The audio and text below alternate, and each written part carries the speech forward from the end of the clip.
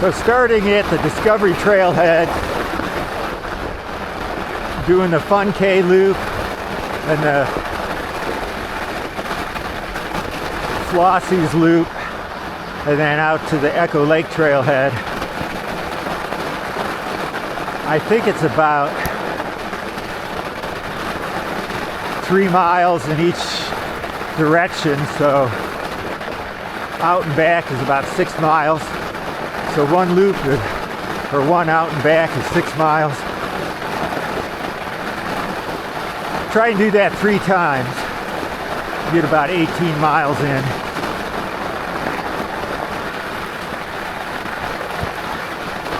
And that's a nice warm up for skiing.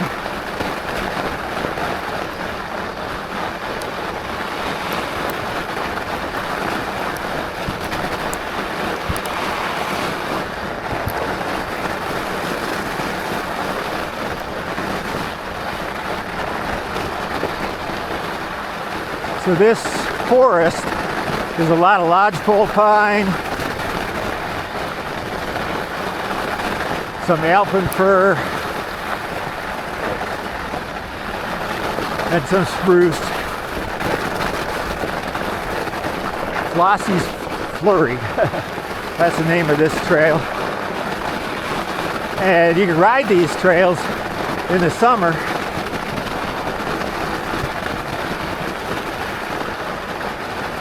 And you know, more of them are rideable because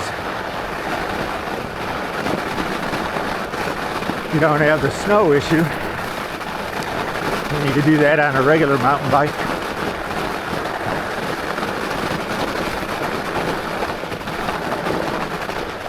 So there off to the left is another trail, but it's not groomed.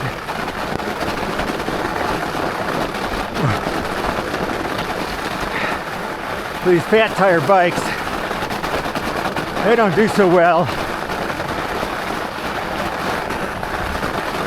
on surfaces that are odd packed or ungroomed.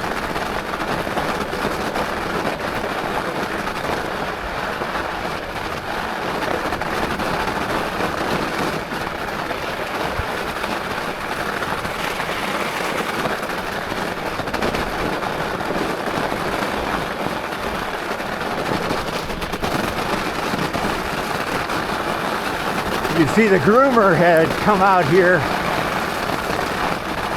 probably yesterday, late afternoon, and the snow was wet. And so in some places, the grooming creates these little chunky balls of snow. Makes it pretty rough. A lot of vibration being transmitted up into my hands and arms. Again, this fork just doesn't work for small bump compliance. And on a fat tire bike, that's kind of what you want, especially on snow.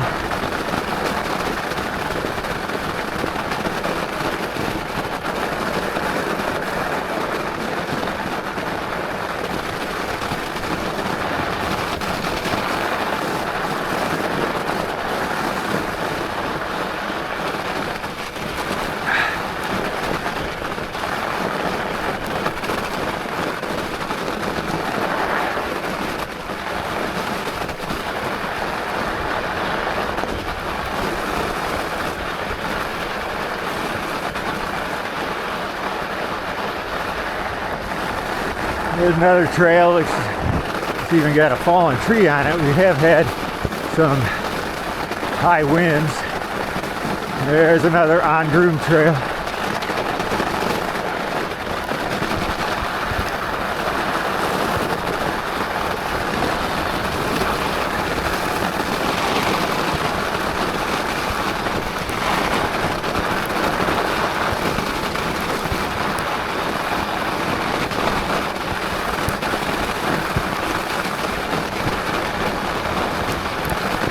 Yeah, for biking,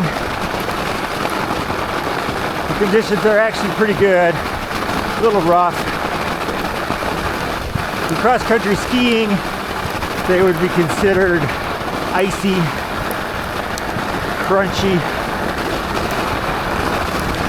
not so good.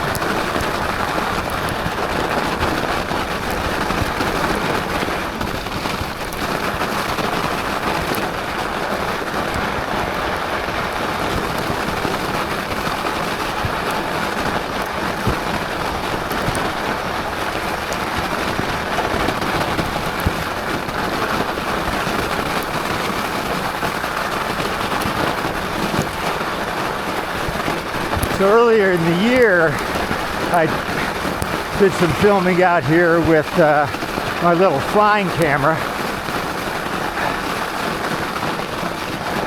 My little puppy that follows me around. I'm using a camera attached to my helmet today.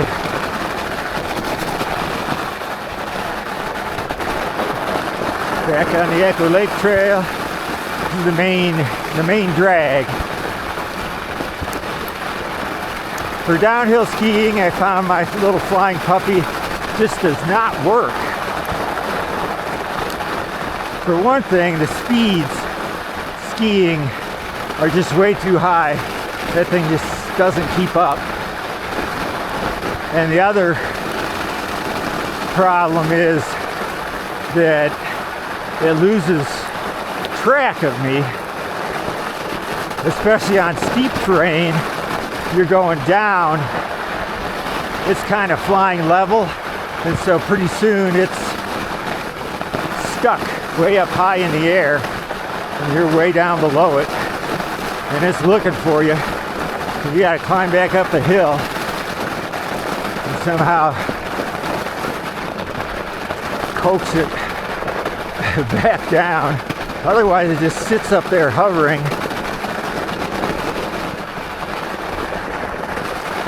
Way up in the air. And then you gotta wait for the battery to die down and it actually come back to earth.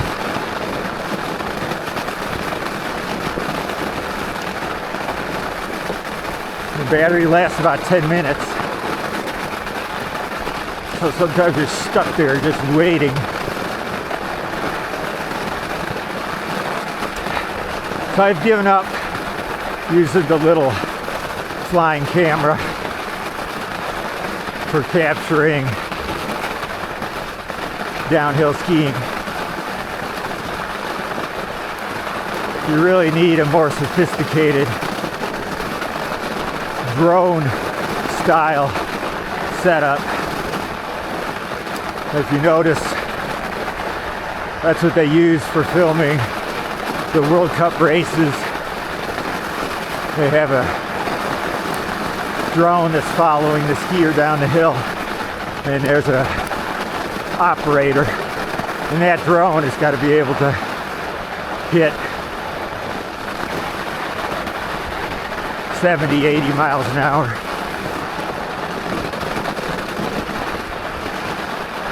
And just recreational skiing, it's pretty easy to hit 40, 50 miles an hour. Works pretty good for biking, because the speeds on a bike are typically half that on the same terrain as skiing.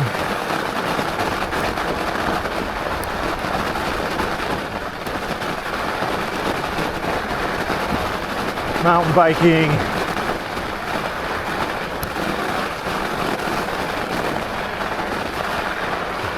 you know, 15 to 25 miles an hour is kind of the range that most people are biking at.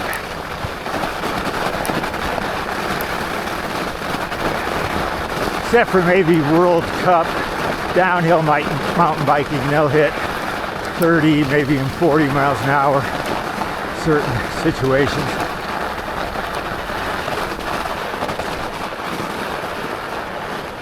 All right, we did the little fun K. side loop, and now we're coming back to the Discovery trailhead, and I'm going to stop the camera there. I'm going to go back, do another lap, and maybe do another,